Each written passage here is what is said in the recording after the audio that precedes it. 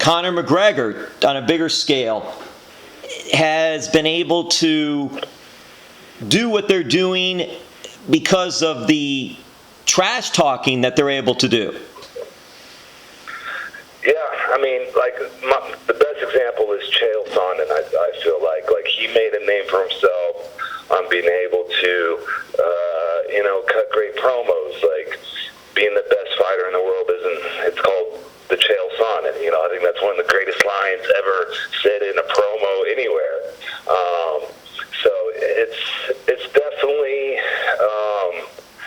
very important, and I still have a lot to learn about this side of it. But you look at guys like Mighty Mouse, Demetrius Johnson, and he was complaining earlier in the year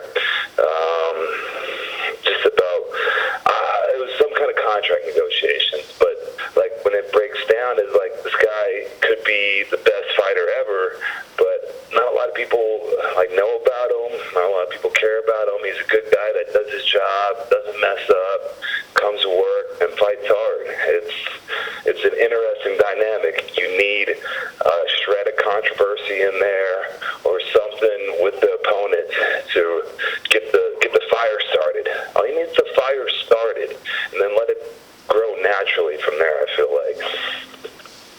Well, Jack, do you have any friends from college days that have gone on to MMA and did something there? Yeah. So my manager is a guy that I wrestled with in college. His name is Daniel Rubenstein. He was like a 149-pounder behind four-time All-American Tion Ware, two-time national champ. And Dan and I went to a fight 3 or 4 years ago, and we watched another college teammate named Matt Grice fight, and that was really where we both had the idea, and the bug really got stuck with us. And from then on, we started planning it, and we would talk about it when we could, and just never really had the time because of the schedule. But it was slowly becoming more and more obvious what a huge opportunity this would be. A lot of work, but an honor to work that hard too at the same time. Well, when you're doing your thing, and you mentioned about football, and I knew about your wrestling background, but you're playing football, and you're playing for Coach Stoops at Oklahoma, which is big time and all. I want to ask this then. Did you have football aspirations? Did you have NFL football aspirations? Not really. I mean, I went there on a full scholarship, so I think everybody... For me, I don't know. I think it became obvious that I wasn't going to be an NFL prototype. But I left the program early, so who knows? I love the NFL. I love what they do. I'm a big fantasy guy, big football guy.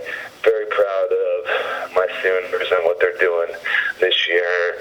Baker Mayfield just refuses to let anyone tell him no, which is awesome. And he's got some WWE in him, doesn't he? Bro, unbelievable.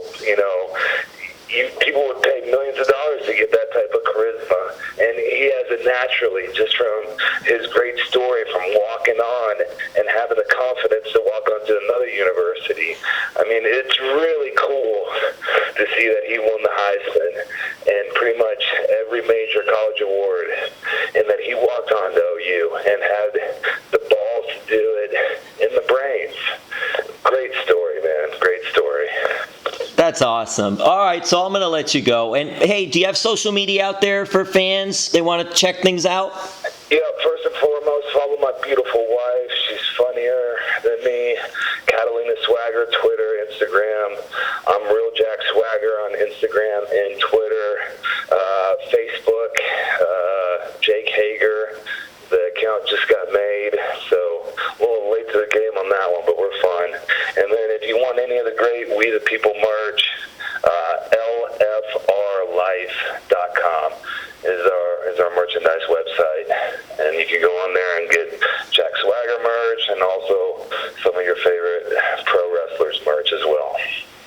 Hey, that's great. Listen, all the best. We'll see you when you get down here for the show, the FEW show on Saturday. And I know I've talked to some of the guys at ATT.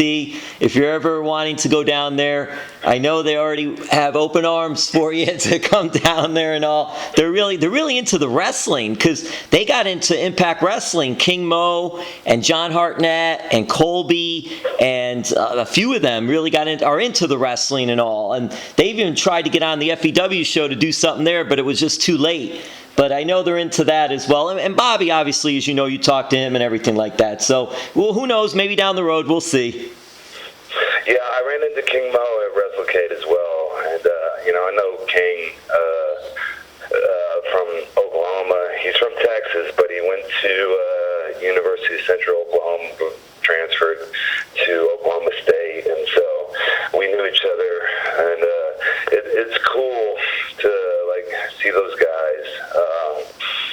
Even though we went to rival schools, they've been so helpful, and no egos. Just wanted to help and very excited for me, and I'm sure that's something hard to find in this day and age. So feel very blessed, man. Very fortunate.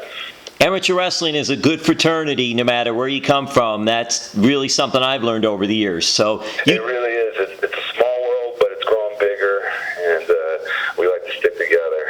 And you can always tell the wrestlers because they're in the corner going takedowns. We just can't resist it.